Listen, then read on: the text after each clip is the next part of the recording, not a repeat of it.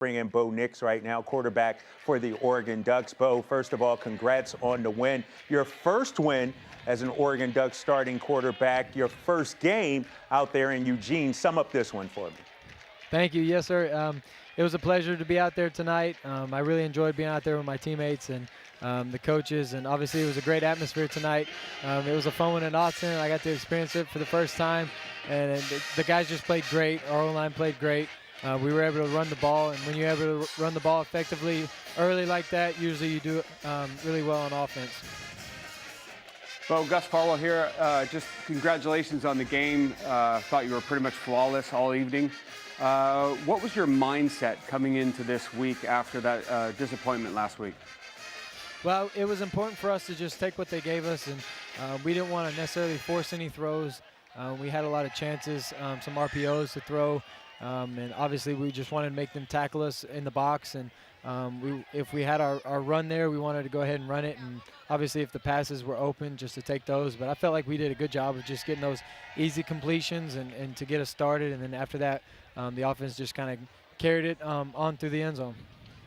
Bo, what is something personally that you wanted to work on this week? Obviously, you watch a lot of film, you critique yourself, you get coached up by your coaches. What's something that you said, okay, going into this game, this is something that I need to do or fix?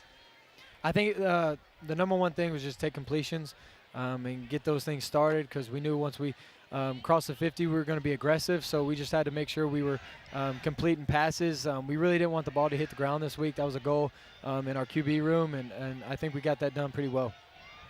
Well, what was the message from the coach, Dan Lanning, after that loss last week? And we showed footage of him earlier.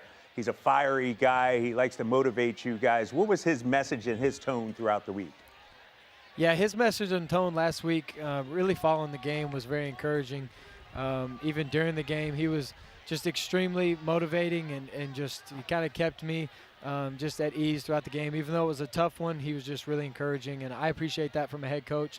And then this week, turning around, even though we had success on offense, he was sure to coach me when I got to the sideline, and that's important to me too. You know, all I asked was just to be coached pretty tough. I wanted him to, if he ever saw something that I could get better at, just to let me know. And I feel like he does a great job of that in a very constructive but positive way. And he's never really down on you. He's always got that positive outlook on things. And I think that's what makes him such a great head coach.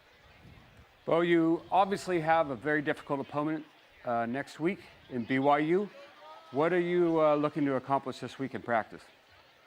Well, I think the most important thing is just to respond. Obviously, we're going to celebrate this one tonight, and then tomorrow we're on to BYU. But we know they're going to be a really good team. Traditionally and historically, they've always been really good. They're well coached, very physical. So I'm excited to face that opponent in a fun atmosphere like Austin. I think it's important for us to go into practice this week and do what we kind of did this week, kind of just go back to the basics, be great in fundamentals, be very physical at the point of attack, and be explosive offensively. And then just as the game progresses, we'll just find those things that we got to fix and make some in-game adjustments. Bo, congrats on the win, my man. 277 yards passing, 5 touchdowns. Enjoy this one. We'll see you next week. Thank you. I appreciate it.